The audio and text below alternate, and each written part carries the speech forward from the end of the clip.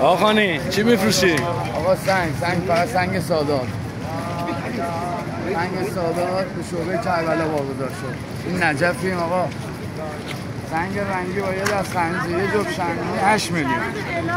اوه جنازه گوشتن دستگاه. اوه میذارم تو؟ آره. اوه جنازه گوشتن رفت. 1 2 3 اینجا جنازه هاشون میسوزونن نه کن؟ الان میره تو دستگاه میسوزه. رنگ فوری. الان رفت تو دستگاه بوسوزه تموم.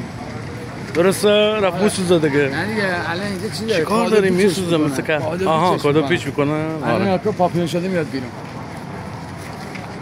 من الصالحين فبشرناه بغلام حليم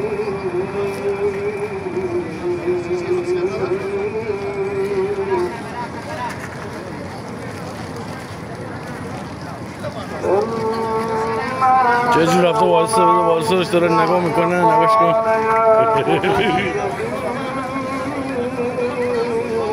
کم دیدی؟ کم جنازه دیدی؟ کجا میبرن سنگ چیزا خودش بگیرم. میگه آها برای سنگش وایسادی. چادر صندلی. سنگ مزار سنگ فوری. بریم آقا. نه یاسن؟ نه میگه ساوزه اصلیه نیستش. محمد سبزی لیبل کرده. محمد سبزی لیبل کرد. هر زمینی محمد سبزی لیبل کرد. محمد لیبلش کردی؟ محمد سبزی رحم نمی‌کنه. هر جا میری لیبل کرده.